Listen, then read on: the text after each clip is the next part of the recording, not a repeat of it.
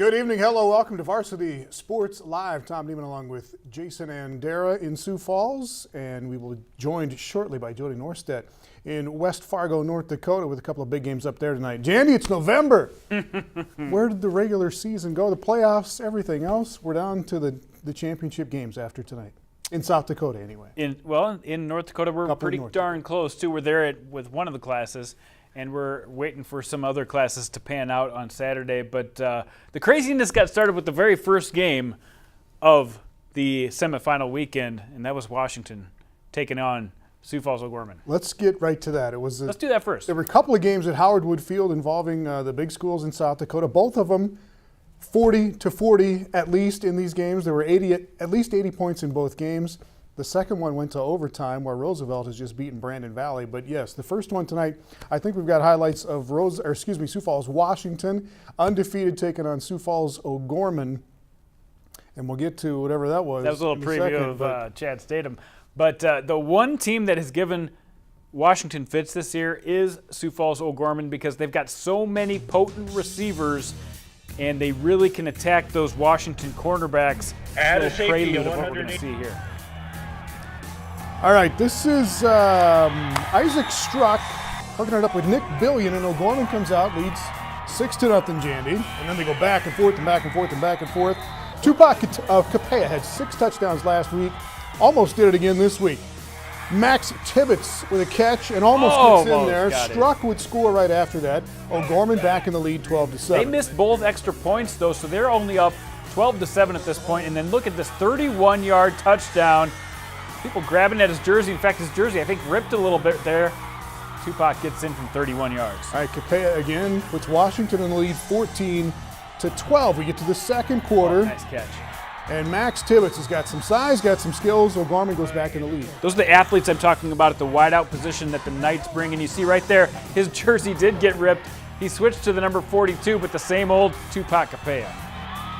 Goes in again, third touchdown of the game. 21-19, Washington in the lead at halftime. And then the third quarter, they come out and run it all over the place on their first drive. First 2 drives, they just mowed it down the field. Give credit to the offensive line. I really felt like they were going to take the game over at this point. Credit to O'Gorman for not letting that happen. Isaac Struck gets back on the board. All right, it's 28-26, Washington in the lead after that Struck touchdown run. And then Nick Billion with a great move right there to get himself loose. Huge play right there. There's actually a penalty as well after that. Momentum swinging back toward the Knights. O'Gorman in the lead, and then Capella again, his 5th touchdown of the night. Warriors go back in front. O'Gorman driving here at the end of the ballgame. Struck gets to the 1-yard line, and then on 4th down. Stuffed on 4th down. That's a theme coming up. Washington gets the stop there, but the game was far from over. Washington on 4th and 2. And Tupac puts it on the ground, and they don't convert. O'Gorman gets it back. It's a replay, first of all. He did fumble. He would have not gotten that first down. Huge, gutsy decision by Washington to go for it. O'Gorman capitalizes. Look at this. He just walks through. Washington let him score there. All right, there's about a minute and a half left here, and Washington goes on a drive. 32 seconds left. They convert on a 4th down play on a pass from Jaden Johansson to Seth Benson. And then it was almost an O'Gorman interception. We'll show you this later on in the show, but Johansson goes to Peyton Yankee for Washington with 13 seconds left to tie it up. Brock Walker with the winning point after touchdown, and the Warriors win it 42-41, and they stay undefeated at 11-0 and go back to the championship game for the 3rd time in a row. Yeah, O'Gorman was this close. Great effort by the Knights. Could not get it done. Let's hear from the Warriors. I go, we practice this every day. Let's go. And I got Eric Struck next to me, and he's a good, really good football coach. And Eric and I are just going, Coach, I see this. Boom, Coach, I see this. And we were calling it, and we were all working together. And Jay, our guys battled. Jay's just so good. He was poised in the pocket. He looked like he'd been doing that for years. And our good receivers, they were running good routes. And I've never been around a football team that has the character of these guys. This senior class from their sophomore year to now is just, they're winners. They just know how to win, and they're special, very special. Like a lot of times you come into some of these games and the atmosphere is great like this, they go, but in Sioux Falls, it doesn't matter. You get the 4 Sioux Falls, and you throw Brandon in the mix too. And it's anybody's game on any night because the kids all know each other. They're not afraid to play against each other. They'd rather play each other. and because it's going to be a competitive game, and it's a lot of fun. And I do feel sorry for the OG guys. I mean, they had a great game. They deserve to go to the game too, but you know what? We just made the last play. All right, Washington moving on. They'll take on Sioux Falls Roosevelt in the 3A championship game in 11-man in South Dakota. Elsewhere around the state tonight, Jason Andera. In Pierre, the Governors hosting Yankton in 11AA. And Gage Gehring with a touchdown reception here from Peyton Zabel. And the Govs get out to a 7-0 lead. They would get out to a big lead in the first half in this game. Keeping it on the ground. Again, Pierre, lost to Mitchell in the semifinals last year, so they're trying to get out of the round here and get back into the Dakota Dome and playing some defense. And here's Zabel again. Little shovel pass this time. He gets it to Michael Lusk, who finds his way to the end zone, 14-0. And then Yankton fumbles on the next play, and everything going the Governor's direction. Look at this. All right, Pierre wiped out Yankton in the second game of the regular season this year, 42-14. So they go up 14-0 there. Jack Maher added a touchdown in the first half. It was 21-0. It was 28-0 at halftime. And then the Governors put it away in the second half, 35-14. So Pierre at 8-3, Jason, and they will move on and they will take on Harrisburg in the 11AA championship in South Dakota. We got highlights of the Harrisburg-Mitchell game coming up a little bit later. All right, just getting going here, and Jody Norstedt settling in up in West Fargo, and a lot of the smaller classes, all of the smaller classes play on Saturday in their semifinal games in North Dakota, but 2 big games tonight in the big schools in North Dakota, Jody. Yeah, and we had enough fun for really 2 nights of high school football. This was a blast. Class 3A, we thought we'd maybe see 2 of these teams kind of take commanding victories, but it was pretty close. Let's start with West Fargo and Minot. Or West Fargo and Bismarck, rather. Bismarck, the 2 seed from the West. West Fargo, of course, they've lost in the state semifinals 2 straight years. Would it happen again? Nobody scored in the first, but it didn't take long for the Packers to strike in the second. Andy Gravdahl, 47 yards. There's a reason I keep telling you he's the best player in the state. Extra point no good, it's 6-0. But Bismarck never backs down. Jared Rapp, 12-yard touchdown run. They hit the extra point for a 7-6 lead. That was the score at halftime. Yes, the Packers held to just 6 points at halftime. West Fargo forces a 3-and-out to start the third, and then the Packers march down and score. Alex Sell with one of the best 9-yard runs you'll ever see. The senior wants it bad. Packers in front 14-7, but the Demons, even without their top rusher Jalen Sprecher, who has a quad injury, still finding a way. His replacement Isaiah Olson scores on a 3-yard plunge, and they convert the 2-pointer to go up 15-14. A little nerves for Packers fans. Could it really happen 3 years in a row? Sell says, not on my watch. The senior finds the end zone for a second time. 14th touchdown on the season. West Fargo gets the 2-pointer for a 22-15 lead going into the fourth. From there, the defense comes up with a big 3-and-out. Jared Franek and company with a big tackle for a loss. Packers have the ball back, and Gravdahl, just go ahead and chuck the pigskin in this weather. It doesn't matter. Joe Pastorius missed the second half of last season with an injury. Tonight, falls in this 40-yard touchdown pass. Packers up 14 with 10:20 to play. But the Demons aren't done yet. Will Madler, dancing around in the pocket, throws up a prayer, and it's answered. Olson, watch this, takes a shot, but makes the catch. He'd be all right. The Demons cut the lead to 29-22 with 7 minutes to play. West Fargo trying to work the clock down now, and they go for it on a 4th and 5. Are you kidding me? Near midfield, the gamble pays off. Gravdahl to Dustin Mertz for a first down. They eventually turn it over on downs. Bismarck has a chance, but on a 4th and 8 in the final minute, Madler's pass is broken up by guess who? This guy hasn't played much defense all year. It's Mr. Gravdahl breaking up the pass. The Packers heading to the Dakota Bowl for the first time since winning back-to-back crowns in 2003. A 29-22 victory, and the players couldn't be happier. We've been waiting for this the whole year. We knew right from the beginning this could be our year because we're such a family. It's great. It's had a great season. You know, this is the most fun I've ever had in my life. I love these guys to death. We had a punt option, and Dustin ran a great route. He's a great route runner. He always comes in clutch like other receivers. We have just great receivers, and we knew he'd catch it. We knew he'd run a great route, and we got the first down. Well, I was a little confused because, I mean, in practice it's easy, but these guys are a really good team and they fire out really fast. And they played a great game. I'll give them that. So Mr. Gravdahl earns one more game with his buddies. Two-time defending state champ Bismarck Century hosting Minot to see who would play West Fargo. This one was crazy. Look at the weather out there. It was a blizzard in Bismarck. Minot strikes first, 3rd down and 1. Brett Davis finds an opening, runs 20 yards for the first score of the game. Minot up 7-0. Then the Demons answer. Jalen Sprecher. No, this is not Jalen Sprecher. This is Minot. Lofton Klabundi with the touchdown, running over a defender. Not a touchdown. He fumbles the ball. And we got a little bit screwed up here. They can't capitalize on the mistake. Minot QB Peyton Peyton Rudolph looking for a receiver, but Century's Paulie King gets his hand up, blocks the pass. Tanner Thorson picks it off, makes it a pick 6. Go to the 3rd quarter. Adrian Davis Aguilar. Look at the speed on this kid. Number 21, the hurdling effort.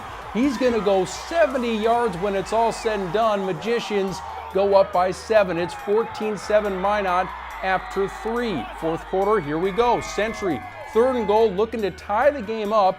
And Minot's Logan Kruger comes up with a big stop. He tackles Jacob Olson along with his fellow defensive lineman. Century forced to kick a field goal here. Austin Underhill, he was last week's hero. Could he do it again? He splits the uprights, and Minot's lead is down to 4 at 14-10. Minot trying to run the clock out now at the end of the game. The ball slips out of the running back's hands, but look at Kruger. He had a pick 6 last week. This week he recovers a fumble for a 1st down. They will get Century to jump on a 3rd and 5 later in the drive to keep it rolling. Eventually they're able to run the timeout. Minot wins it 14-10. The Magicians are going back to play for a state title. They last played and won in 2015. Haven't won one since 1980. Barry Holman pumped for his team. Well, we're really excited. You know, this is a great team that we just battled hard, and we made a couple mistakes in the first half where we left some points on the field, and made a turnover, and they tied it up. But then we had a really good third quarter coming out of the gate here, and big run by a young man, and just hung on. You know, we needed a point, and my lineman, I trusted him, and I followed him through the hole, and just my team, I wanted to help my team win, and because of them, we got it done. And I have no words right now. I'm just happy. So we'll get Minot and West Fargo, a rematch from the first game we televised on Midco Sports Network back in August, guys. How about West Fargo? 2 heartbreaks in the semifinals over the last couple years. And this year, it was close, wasn't it, Jody? Jay Gibson, 5-0 in state championships. There's a little nugget for you. He's beaten Minot twice in the state championship. It's going to be great. Can't wait.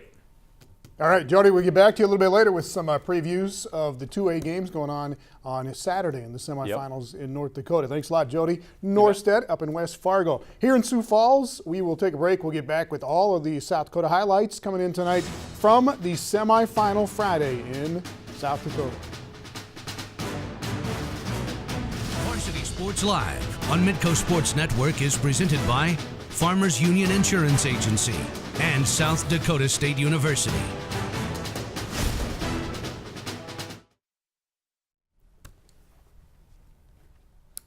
Welcome back to Varsity Sports Live, semifinal Friday here in the state of South Dakota for all 7 classes in South Dakota high school football, Jandy. And the big school games were great tonight, and we'll run through all 7 classes here and get you the semifinal. Kind of fun this year. Championship matchups coming up this week. Exactly. That all the semifinal games played on the same day this year in South Dakota kind of ramps up the fun a little bit. It's a lot to cover, though, so let's get right to it. Let's go back to Howard Wood Field and this game between Sioux Falls, Washington and Sioux Falls, O'Gorman, and that is, there we go. 75-pound senior, number 13. There we go. We're ready at Howard Wood Field, where basically this should just be the home for 11 AAA semifinals, because the last few years this is where it's been, and Nick Billion got the scoring started. Nick Billion, 6-0, Knights in the lead, and this was a close game in the regular season. Washington won 28-17. This game was closer than that. Tupac Capella, one of his handful of touchdowns on the night. Warriors go ahead. Like a true handful. Max Tibbetts with a catch here, down to the goal line. Isaac Struck would take that in. O'Gorman back in the lead, 12-7. Tupac Capella, 31 shifty yards here for his second touchdown. I don't care about straightaway speed. If you can run laterally like that and make the team miss, you're a pretty good running back. Tupac Capella getting it done, even though he had a noticeable limp on the field. Washington back in the lead, 14-12, and then Tibbetts again to put O'Gorman back in the lead, 19-14 as they get going in the second quarter. Capella had to switch jerseys because he ripped the 28, so he put on the 42 and he goes back out. Scores his third touchdown of the game. And Washington is in the lead 21-19 at halftime. Go to the third quarter here. Look at these holes, by the way. And they come out, establish the run early on. Washington goes up 28-19. And then the Knights come back, score back-to-back, Jandy, to take the lead. The Knights will spread you out on offense, which leaves a lot of running lanes for Struck, and he does a nice job finding those lanes. Struck threw for 340-some yards in the first half of this game. And then he swings it out here to Nick Billion with a great move there to score. And O'Gorman goes up 33-28 late in the third quarter. And then Capella again, his fifth touchdown. Washington in the lead, 35-33. O'Gorman had a drive going right at the goal line. They go for it on fourth down. Washington sticks them, and the Warriors get the ball back, but they find themselves in their own fourth down and a couple at their own 22-yard line, and they fumble it. Yeah, let's stress that. They're on their own 22-yard line with a 2-point lead and go for it on fourth down, do not make it. And so they elect to kind of let O'Gorman score. Well, O'Gorman could have ran out the clock, tried a field goal here to win it. So Washington allows the touchdown. O'Gorman in the lead, 41-35, and then that's Washington, 32 seconds left. That was 4th and 2. Johansson. Look at this one. And then Nick Billion almost with an interception that would have ended the game and got the win for OG. But here is Johansson keeping the play alive, goes to Peyton Yonke to tie it at 41. They had to kick the extra point twice because there was a penalty on the first one. Brock Walker knocks it through. Survival. And Washington gets by O'Gorman again, 42-41, 255 yards, 5 touchdowns for Capella. Look at the passing numbers for Isaac Struck. Struck went for over 300 in the first half, ended up with 423. That's the third most all-time by an 11 AAA school. Great job by Isaac Struck, but wow, Capella 255 on the ground, 5 touchdowns, and Chad Statham after the game was pretty happy. I go, we practice this every day. Let's go. And I got Eric Struck next to me, and he's a good, really good football coach. And Eric and I are just going, Coach, I see this. Boom, Coach, I see this. And we were calling it, and we were all working together. And Jay, our guys battled. Jay's just so good. He was poised in the pocket. He looked like he'd been doing that for years. And our good receivers, they're running good routes. And I've never been around a football team that has the character of these guys. This senior class from their sophomore year to now is just, they're winners. They just know how to win, and they're special, very special. Like a lot of times you come into some of these games and the atmosphere is great like this, they go, but in Sioux Falls, it doesn't matter. You get the 4 Sioux Falls, and you throw Brandon in the mix too. And it's anybody's game on any night because the kids all know each other. They're not afraid to play against each other. They'd rather play each other. And because it's going to be a competitive game, and it's a lot of fun, And I do feel sorry for the OG guys. I mean, they had a great game. They deserve to go to the game too. But you know what? We just made the last play. They made the last play, all right. Washington wins there. They will take on Roosevelt. We'll show you the Roosevelt-Brandon Valley game that was as good as that one. Coming up in a bit. Let's go to 11 AA in Pierre. Pierre hosting Yankton. And you got Peyton Zabel going to Gage Gehring to get the Governor started, gets them out 7-0. Good start for Pierre. They knew that Yankton had been playing much better in these last couple weeks, but then Hudson Rohrbach lets one go on the ground. Yankton trying to get some momentum going in their direction. They botch a punt here. And that's not going to work.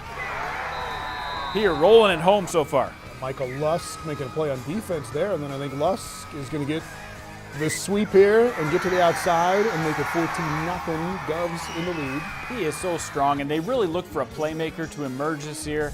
Lusk has done that job along with Jack Maher. Those guys have really stepped up their games. Again, in the first half, Yankton moved the ball a bit, could not get on the scoreboard, though. They got shut out in the first half of this game. And again, Pierre beat Yankton pretty handily during the regular season, 42-14. And they get out to a big lead here. Jack Maher with a touchdown. He plays some quarterback. He's tight end as well, but He's been taking some snaps there too, the junior, getting a great season under his belt. Dubs go up 21-0. They go up 28-0 at halftime on a Zabel to Garrett Stout touchdown run. Yanked it on the board in the second half with a couple of touchdowns, but the Governors get to 8-3, Jason, and they will move on and take on. We'll see. Well, you see Harrisburg is next up for pair there, and Harrisburg was out of Mitchell tonight in the other semi in 11 AA. Harrisburg beat Mitchell 7-3 late in the regular season, and their defense was very good again this time. Harrisburg fumbled a couple of times in the first quarter. Colonels could not score. Hunter Headley here to Sam Lose. You know, and this is after Harrisburg had turned the ball over, like you said, a couple times early. Finally cashes one in. Nice play over the middle that time by Mitchell, showing they can pass a little bit. Keel Nelson running the football. They've got a bunch of different backs that can get it done, and Nelson breaks loose. That was their only touchdown of the night, though, for the Colonels, the defending champions, on that run by Keel Nelson. Tied it up at 7-7, but Hunter Headley missed a couple of games this year, quarterback for Harrisburg with an injury, but he is back. Goes to his man Sam Lose again, 14-7. Harrisburg starts to build a lead here on the road, and then after Mitchell messes up that punt attempt, Cade Bruggeman is going to get on it for Harrisburg eventually. Right there, and that'll lead to another Hunter Headley touchdown run, Jason. What a difference he's made. I mean, to come back from a collarbone injury like that and to not only lead the team, but to be a physical runner like he is, opens up the entire playbook for Harrisburg. Headley 2 touchdown passes, 1 touchdown run. 20-7 is the final. Harrisburg started the year 1-3. And everybody's wondering what happened to them. Well, they come back now and they are 7-4 on the season. After that 1-3 start, they go back to the championship game for the second straight season. They lost to Mitchell there last year, and it'll be Harrisburg and Pierre in the 11 AA championship. Hunter Headley and Brandon White after the game. With the results of last year, I'm just thinking. This season, baby, let's go! This means nothing until we win next week. We gotta be ready to come, and we gotta be ready to hit people. We gotta be ready to go. This means nothing, but I'm super excited. I'm super stoked. And my team played great. Jack played great. Everyone played great. Our line was awesome. Faced the adversity all year and never backed down. We knew coming into this game that was going to have a little bit of an advantage for us, but just the team camaraderie and the energy they played with in the playoffs is the most that we've ever seen in this group and since I've been here. So commend them for doing what they need to do to prepare and get themselves ready to play football games. All right, Harrisburg and Pierre in the 11 AA championship. Let's go to 11A, Jason, with Madison, the defending champions, at home against Millbank. And they beat Millbank back in the first game of the regular season. And the Bulldogs taking care of business here in this one. And as you would imagine, it's Giles to Yankee. That's Jaden Yankee with one of the touchdowns there for Madison early on in the ball game. And 40-7 is the final in this one. Again, they beat Millbank in the first round last year pretty handily. And now Madison 40-7 tonight as Madison moving on to play in its 5th straight state championship game. They've won the last 5 straight. That is amazing for a school that really didn't have a football culture until the last 5 or 6 years. So congratulations to Madison making it to the Dome once again. Who would they play? So many great teams in that class. They really are. West Central and Del Rapids, and now Madison coming through. So Madison taking on the winner of this one between St. Thomas More and Dakota Valley. And DV here in those sweet black and purple uniforms. And they take care of business here against St. Thomas More. Yeah, Zach Paulson has been able to throw the ball this year. Their running game, they've got 3 different guys who can run for over 60 yards per game, so you never know who's going to get the football. And they got out early. That was huge. I thought this would be a much closer game, but their defense really shut down St. Thomas's More passing attack. And Austin Carter ran the ball well. Rice ran the ball well. And Dakota Valley, the Panthers, really weren't in doubt much of this game at all. Sam Chesterman celebrating there as Dakota Valley wins 34-14.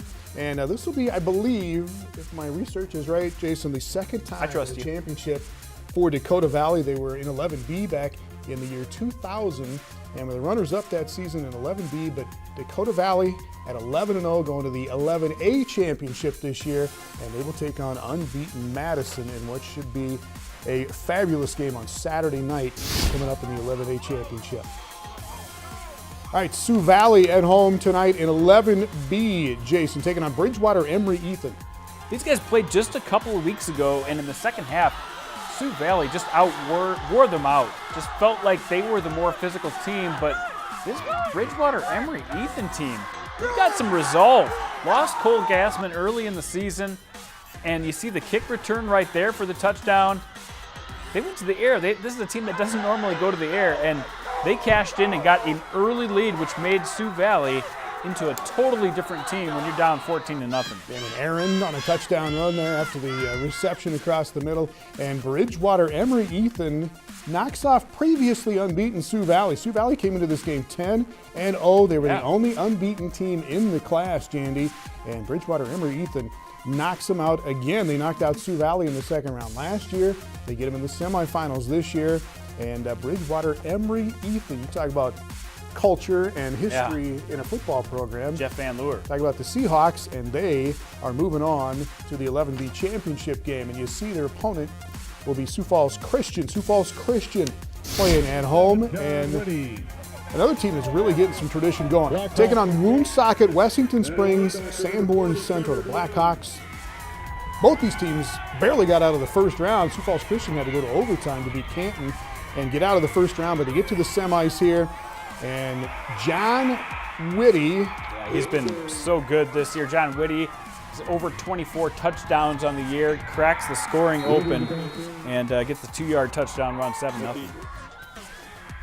Now the Blackhawk fumble here, and Mitchell Goodberry gets on it for Sioux Falls Christian. He will show up again here later on in the highlights. And then Parker Nelson had a fabulous year for Sioux Falls Christian with 65 yards here. And the Chargers take the lead 8-7. Well, what a combo to be able to hide behind the line like that and just burst out. And that's how he gets so many huge runs. And then a little misfortune. This is the ensuing kickoff here. Fumble is recovered by Sioux Falls Christian. So after that first touchdown by Woonsocket, Wessington Springs, Sanborn Central, it was all Sioux Falls Christian. After that, Jacob Just, and here's Mitchell Goodberry again, who had that fumble recovery earlier on. They get the 2-point conversion, 14-7. Christian takes the lead. Kingsbury here to John Whitty to get him in to the red zone one more time, but they could not get into the end zone. A sack here by Evan Austin. Great defense by Sioux Falls Christian. When it was time to really step up on defense, they got it done. John Whitty is a tough guy to bring down, as you can see right there. He'll get his once in a while, but they did a good job when they had to. Woonsocket, Wessington Springs missed a field goal on a couple of those drives, and Kristen here, Dawson Mulder, 26-yard touchdown run, 21-7 Sioux Falls Christian, and they could start to feel it. Another interception here for the Chargers as Kingsbury's picked off by the man who just scored that touchdown. Mulder going flat out to pull that in. So yes, defense tonight for Sioux Falls Christian. And look at this, 21-7 as the Chargers going to their first championship game in high school football. Yeah, good for Sioux Falls Christian. They had a few games this year where you were wondering if they were as good as advertised, and then there were some games they were better than advertised. I think this is one of those games. I think we've got some sound from Coach Jake Pettingill after the big win.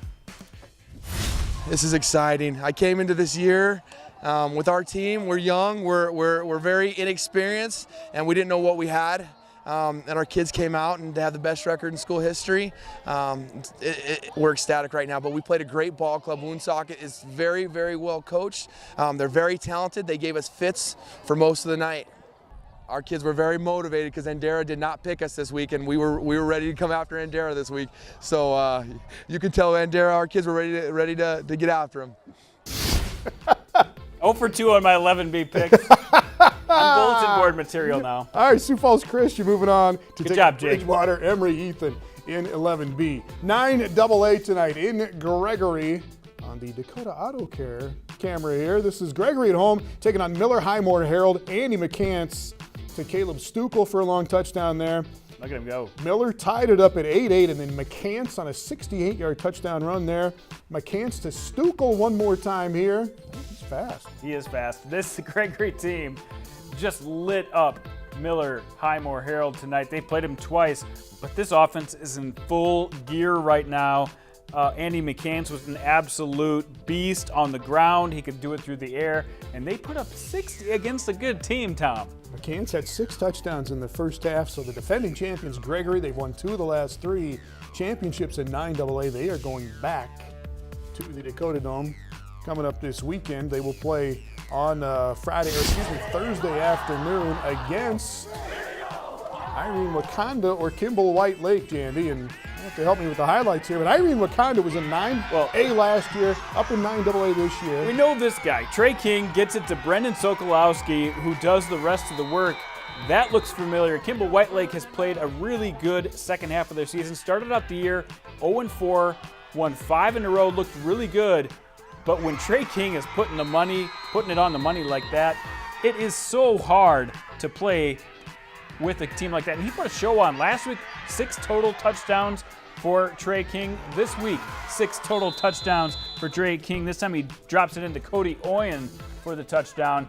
And Kimball White Lake tried their best to stay in this one, but you can really tell the offensive octane power of this Irene Wakanda team. Trey King once again taking the snap, this time keeps it himself, finds a crease, and he's just so good. He is one of the best players in the state, regardless of class, in my mind. And just a junior, Trey King and Kimball White Lake did put some points up here, 26 points in the ballgame, but Irene Wakanda got out to that lead. And Kimball White Lake, after a terrible start to the season, they started 0-4, had won 6 in a row coming into this game, but too much Eagles tonight, Jandy, in the win. Yeah, there's another run. I believe he had 3 on the ground tonight, 3 more through the air. Trey King was as good as advertised, and I didn't know what to expect out of Kimball White Lake, but this shows me that Irene Wakanda is playing as well as anybody in the class. It's going to be a real test for them next week against the Gorillas, but the Gorillas haven't seen anybody like Trey King. This will be interesting. All right, Irene Wakanda gets to 10-1. They will take on unbeaten Gregory next Thursday afternoon in the 9AA championship in South Dakota. Still got a couple classes to go, Jandy. 9A tonight. Howard on the road taking on Corsica Stickney, and Corsica Stickney unbeaten coming into this game. And I believe that is Blake Moki. Moki had a huge game tonight. Touchdown run there, 7-0. And then Cordell Menning.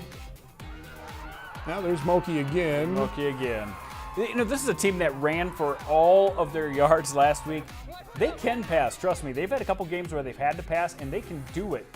But they really make their bread and butter on the ground. Look at here, Moki going through the air, finding in motion. It's Bryce Plamp, I believe. Yes. On the receiving end, 22-0 as Corsica Stickney gets out to the lead here. And the game would tighten up a little bit after that. Howard will finally get on the board here after getting down 22-0. I believe Mitch Kramer. Well, he's taken down there first. Kramer would get a touchdown here to make it 22-8 eventually after that sack from Corsica Stickney. Yeah, that's the big man, Jacob Joachim, who comes in and gets that. You're right, Howard did make this a closer game at the end, but Corsica Stickney remains undefeated, puts 36 on the board, and grinds it out on the ground once again. All right, it was 30-8 at halftime, 36-22 final. Corsica Stickney, the Jaguars are 11-0. And they are moving on to take on, as you see, Britton Hecla in the 9AA championship game. Britton Hecla on the road tonight at Warner. Warner at 8-2, Britton Hecla at 9-1. They lost their first game of the year to Hamlin, and then they have run the table since then. And you see the snow just south of Aberdeen here in Warner, South Dakota. And the Monarchs had won by a combined score of 108-0 in the first 2 rounds, but then they ran into Britton Hecla tonight. Look at Preston Jones pick up the fumble. You can see the snow on the ground making things slippery, but Preston Jones found a way, and Parker Marlowe is going through the air. He doesn't care what the weather's like. Preston Jones comes up with another one, and Britton Hecla down early in this one, found a way back into the game. Took the lead, and they sat on the lead, 24-20. What a great game. Britton Hecla is just had a really tremendous season. They've got so many different guys they can hand the ball to, and tonight they did it through the air as well.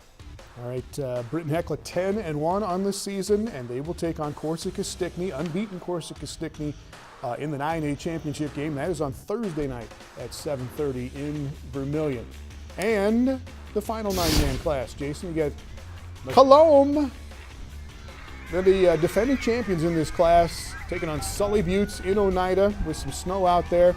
Sully Buttes was in 9A last year, lost in the semis. They're down to 9B this year, but it's been a while since they've been to the Dome, but they are going back there. Devin Clevin, I believe that is Nick Whitler. I believe you're right. Got a big sack, and Jacob Howard has been maybe the defensive player of the year in 9B this year. He is an absolute beast. He gets teamed up that time with Colton Lenz, who comes back and gets the sack. It was sloppy out there. Cologne had trouble holding onto the ball, but the defense came up big once again for Sully Buttes, and they finally punched one through with Morris Hofer, one of their many running backs who have done such a great. Last week, I think they went over 500 yards rushing. They've had several games this year going over 400 yards rushing. The Chargers getting it done with little fireworks at the end. All right, 36-20 the final. Sully Buttes is unbeaten so far, 11-0 as they go to the Dakota Dome, and I believe their last trip to the Dome was in 1990. Is that I don't right or I not? think Is they Sully got Buttes to since there then? one time against Canastota and did not. They probably want to forget about that. Right. But Mark Seffner was there after the game. Let's hear what he had to say about his Chargers. Yeah, they came out and they had a couple of big plays and put some scores, on the board, and our offense came back and got some great plays, and we just had a lot of guys stepping up and making plays on offense for us. It's just going to be exciting. It was exciting to play a state champ tonight, and our kids earned the right to be on the home field, and it turned out great for us tonight. Great win by Sully Buttes. And of course, you're right. 2015, they were there a couple of years ago. Sully Buttes lost to Canastota in that 9A, but they're going back to the Dome. And here, speaking of going back to the Dome, semifinal, Coleman Egan, the 9A champs last year and 9B this year, taking on Castlewood. Keith Crisp with an early touchdown for Coleman Egan. And then this is Castlewood. I believe that is Caden Eng. No, excuse me. Munoz. Thought I saw a name on the back there. But the Castlewood did get into the end zone, and it was Coleman Egan, though, with Cade Gross. Castlewood led 7-6, and then Coleman Egan ripped off 28 straight points. Gross on a 15-yard run, a 65-yard run, an 8-yard run. Wow. Keith Crisp ended that rally with another touchdown. It was 34-7 at halftime. Coleman Egan wins 54-13. Gross with 4 touchdown runs early on in the third quarter of this one. The Hawks, the CE Hawks, are 11-0, and they are seeking their second straight state championship. Again, they won in 9A last year, and they will take on who we got in 9B, Coleman Egan and Sully Buttes in the 9B championship. It'll be the first game at 10:30 Thursday morning in Vermillion. Battle of unbeatens, and we've got one more highlight we haven't gotten to yet, Tom. Sioux Falls Roosevelt. Double overtime. And Brandon Valley played an unbelievable double overtime game at Howard Wood Field. We'll show you that one when we come back. We'll go back to Jody Norstedt in West Fargo with the preview of some of the 2A games, the 2A semifinal games in North Dakota coming up Saturday when we come back on Varsity Sports Live. Varsity Sports Live on Midco Sports Network is presented by Farmers Union Insurance Agency and South Dakota State University.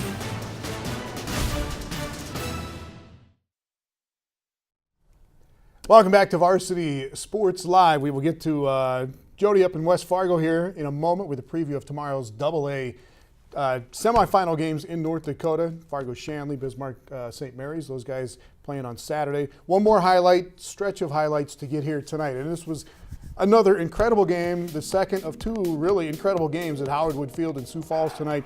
Brandon Valley and Sioux Falls Roosevelt. These guys have met up about half the time in the semifinals over the last decade or so, turning out to be quite a rivalry. And it looks like Tyler Feldkamp gets things started with a long run down the right side, finding his way to the end zone. I think we pick it up here. That makes it 13-13. and they were just getting going. Brandon Valley, this is still second quarter, and the Lynx take the lead on the Skolton touchdown pass. 20-13, Brandon Valley in the lead, but then Roosevelt. Well, Carter Lohr just amazing. Scrambled all over the place to make some amazing touchdown throws. And I think that is Hoekstra. That was Hoekstra. It's like a field goal for Brandon Valley, and Thomas Skolton back into the lineup. Huge. Kate Tervier pulling one down in the corner of the end zone. I think that was we just went right to overtime, Tom, and that was the extra point that would have tied the game at 41. So we just got to look at overtime there. But anyway, we had a double overtime game, a missed extra point, and Roosevelt survives. I mean, it was ridiculous. Brandon Valley went ahead 27-20. Roosevelt tied it up 27-27. They went back and forth, went to overtime, tied at 27. Both scored, both got the extra points. And then Feldkamp with that run for Roosevelt to put them up 41-34. Brandon Valley with the touchdown, but they missed the point after in that second overtime in a heartbreaker of a loss. So the Lynx finished the season 8-3. Sioux Falls Roosevelt 10-1 now. Their only loss to Sioux Falls Washington. That's the last loss they had. And they will take on Washington again in the Big School Championship in South Dakota. That's the late game on Saturday coming up in Vermilion. All right. Tim Nelson, I believe. We're just really happy to pull out a win. I hate to see it come down to a missed kick, but we got a break. You know, we got a couple breaks late in the game that kept us in it. Our guys just never quit playing, you know, and I was really proud of them. Carter Lohr made some big plays, scrambling and scoring touchdowns. You know, you don't draw it up like that, but he had a great ball game for us tonight. I really felt our defense did a great job on their tailback. You know, he had yards, he had some touchdowns, but he never really broke the game open, and that's all we could hope for. We stayed close, we stayed in the game. Breaks went our way at the end. We'll take it. All right, Roosevelt moving on to take on Sioux Falls, Washington in the Big School Championship in South Dakota. There were great games in 3A in North Dakota tonight, and there are some more games coming up on Saturday in North Dakota. And for that, let's go back to Jody up in West Fargo. Yeah, guys, championship game set. Can't wait for Minot West Fargo round 2 next week. The last time these two met in the championship was 2002, by the way, a 51-14 Packer victory. As for tomorrow's slate of games, we'll see the top seed in Class 2A, Shanley, play for the first time since October 21st. The Deacons host Watford City, who upset Jamestown 6-3 last week. Shanley's been the best team all year in Class 2A. Their offense averaging just under 36 points per game. Cade Busick at quarterback has been great. They beat Watford City earlier this year 25-0, but the Wolves haven't lost since. We told you about defensive end Jaden Ewing, this guy on Midco Sports Tonight. He recently committed to North Dakota State. This Watford City team is rolling right now and has certainly grabbed Shanley's attention. We're going to have to be able to do some things, you know, especially if you get a day like today with the wind howling down the field. You got to be able to run the ball, and that's not easy to do. If you look at the stats, you know, Watford City's on a 7-game winning streak for a reason. They're doing some good things, and they're playing really, really well defensively if you look at their scores. So we got to find a way to run the football. Well, we've been there the last 2 years in a row in the old AA quarterfinals, and the results weren't really what we liked. And most of the guys playing in those 2 years were this senior class that we have. So it's one of those things that they want to go and prove what kind of football players they really are. They're going to play their hearts out, and we'll just see how the chips fall when we get there. Shanley will be looking for his third Dakota Bowl appearance in 4 years. Watford City hasn't been there since 2008. In 9-man, we should have a couple of doozies. Wyoming, Lidgewood, and Cavalier, and then this rematch between Shiloh Christian and New Salem Glen Ullin. The score from the previous meeting was left up at practice this week. The Holsteins won that shootout on the final week of the regular season, 36-34. The teams combined for nearly 800 yards of offense. Came down to a failed 2-point conversion in the final minutes. The word revenge probably comes to mind, but the Skyhawks just want to keep it simple. We just got to perform better on defense, and we're ready to go next time. So we just can't make mental errors, and we got to stay focused. You know, when we played Lucerne last time, you know, they came out really hard, and they played really well, and they got a win in our home field. And we all understand that we have to come out really hard to play them this next time. We know we got to come out right away and give our best shot. I think when you're in the semifinals, there's no need for motivation. Everyone knows what's on the line. If you win, you get a chance to go to the Dome. That's most of these kids' dreams, to go to the Dome with a chance to win the state title. So I think it looms large, probably not only for our kids, but their kids too. Looking forward to that one. Well, for more analysis on tomorrow's slate of games, Brad Anderson and Chase Miller of 740 The Fan joined me earlier this week on Midco Sports Tonight. Here's a look. In 2A Shanley, they're well rested. The Deacons beat Watford City 25-0 in the regular season, but the Wolves have won 7 in a row. Can they keep pace with the Deacons? I think they can. It's 6-3, against Jamestown. And Watford City, they only give up 16 points per game. So defensively, it's where they're going to hang their hat on. They got a guy by the name of Hogue who has 88.5 tackles on the season. Their linebacker, Ewing, has 50 tackles on the season. They're going to try to create as many turnovers as possible. And the first time they played Shanley, it was a close ball game, 25-0 up in Watford City. The Deacons lost their starting quarterback, and all of a sudden runs in Cade Busick, who has done nothing but wonders for that Deacons offense. Brad, how about the St. Mary's Devils Lake matchup? What do you see happening there? Devils Lake, I know the first time around, St. Mary's really handled them pretty well. Devils Lake played really well with Hornstein, the running back, had the really big game against Wahpeton. They took advantage. Wahpeton was really beat up in that game, and Dykey got hurt, which certainly was a factor. But I think they've got to control things early on. I think they've got to establish things with that ground game with Hornstein right away to have a chance against St. Mary's. Well, I really like the matchups in Class A, so let's talk about those. Trinity's defense has been lights out. They just destroyed DeLax Burlington 40-0 in the quarters. Now the Titans get to try to defend Grant Skager in the Hillsborough Central Valley offense. What's your key in this one, Chase? I think it's Skager left, Skager right, and Skager up the middle. 38 rushes for 244 yards and 4 touchdowns in their quarterfinal round win against Carrington. My thing is Dickinson Trendy. They led 26-0 at the half against Lax Burlington. They've had 6 shutouts so far this season. They don't give up a lot of points, but I like how we got all the seeds still left in Class A. Brad, that Velva versus Langdon Edmore Munich game, battle of unbeatens. Who's going to get that first loss? I'm sticking with Langdon. I've kind of rode that horse a long time. So I was watching the highlights of we talked about Delvo and economy, but Tetro, the fullback, man, he's a load. And I think that could be, depending on the weather, and I think that's another factor as well. We kind of talked about the balance, of Shanley's offense. It's the same way as well. If the passing game doesn't work with Delvo, and he can move with his legs and he can create plays if he needs to, but if you need to go to that ground game, that's a nice option to have. Finally tonight, man, I think we've all been looking forward to the potential of this matchup. Finally, we get to see a Cavalier against Wyndmere Lidgerwood. The top-ranked Tornadoes had to rally from behind to beat Napoleon. Who do you give the edge to in this matchup, Brad? Man, I probably go Cavalier, maybe just the home field advantage. I always say it's maybe worth, maybe 3 points, maybe a touchdown, that type of thing. But the thing with Wyndmere Lidgerwood is we'll see is Wyatt Harless can make plays if he has to, but he hasn't had to be. He's been able to distribute things well to guys like Churchill, to the Vasquez brothers on the outside. And where Cavalier, everything's kind of predicated around Erlob and their tailback as well. The Shiloh-New Salem-Glen Ullin game is a rematch from the final week of the regular season. We talked about this one last week. The Holsteins won at Miller Field, 36-34 in a thriller.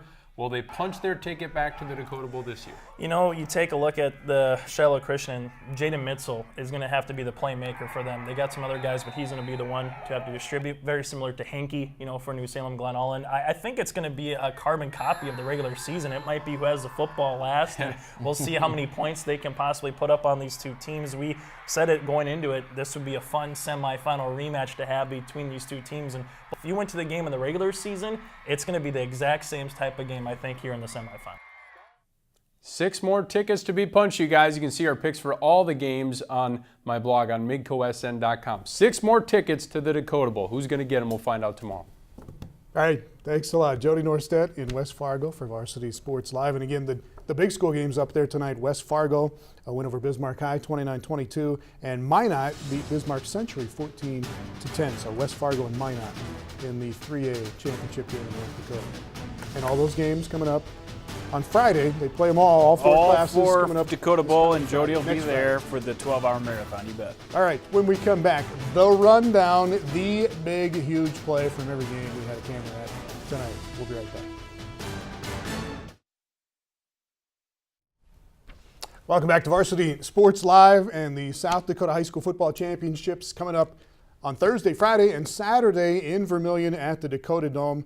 The 9-man games, there's 3 9-man games, Jandy. The combined records are 64-2. Wow. So the teams that probably should be there are there. In 11A, you got Madison and Dakota Valley, both those teams undefeated at 11-0. That game will be on Saturday, the first game at 1 o'clock on Saturday. And then the late game is Washington and Roosevelt going at each other after 2 unbelievable semifinal games tonight. You know, Howard Wood Field never disappoints in semifinal weekend. And let's see it right here. Washington and O'Gorman combined for 83 points, 255 on the ground for Tupac Capella. 5 touchdowns, and they got it done on the last second pass to Peyton Young. 11 touchdowns in the last 2 games for Tupac. Roosevelt, this is Carter Lohr. It's overtime. In overtime. And that is an incredible touchdown, and they end up winning the game in double overtime, 41-40. Yankton out at Pierre. Governors roll. Running the football tonight, Peyton Zabel got a couple touchdowns as well, and they go on to the Dome to face Hereford. Tigers on the road at Mitchell. Defense was great again. Hunter Headley with 3 total touchdowns in that ball game. Madison going back again for the 5th straight time as they win again tonight, and they will take on Dakota Valley. Dakota Valley is a team that may be under the radar a little bit, but a 20-point win against a good St. Thomas More team convinces me. And then a rematch, you never know on rematches, Bridgewater Emory Ethan. They got it done. The 14-0 lead right away sprung them to a 35-7 win over Sioux Valley. They will take on Sioux Falls Christian in the 11B championship. Parker Nelson and company 21-7 tonight over Woonsocket at Wessington Springs, Sanborn Central. And I might pick against you again. Watch out, Sioux Falls Christian. Gregory, the 2-time defending champions, roll up 60 points tonight. Andy McCants was incredible. They're going back to the championship game to take on Irene Wakanda. Trey King combined 6 total touchdowns. There's Brendan Sokolowski going down the line. And Irene and Wakanda, they are pumped up to go to the Dome. In 9A, it'll be Corsica Stickney. Moki and the boys all over them tonight, 36-22, and they will take on Britton Hecla. Britton Hecla, a team that lost their first game of the year and have really put an impressive schedule together. What a night for Britton Hecla and the Braves. Dustin Jones, a couple of touchdowns there. And then in 9B, it'll be Sully Buttes. They were there a couple of years ago, but they are undefeated going into the championship game this year at 11-0, and it'll be Sully Buttes taking on Coleman Egan. Coleman Egan, defending champs in 9A, moved down to 9B this year. Still haven't lost. Kate Gross, Bodie Gross and company looking for an undefeated season. And in North Dakota tonight, the big school semis. Minot over Bismarck Century.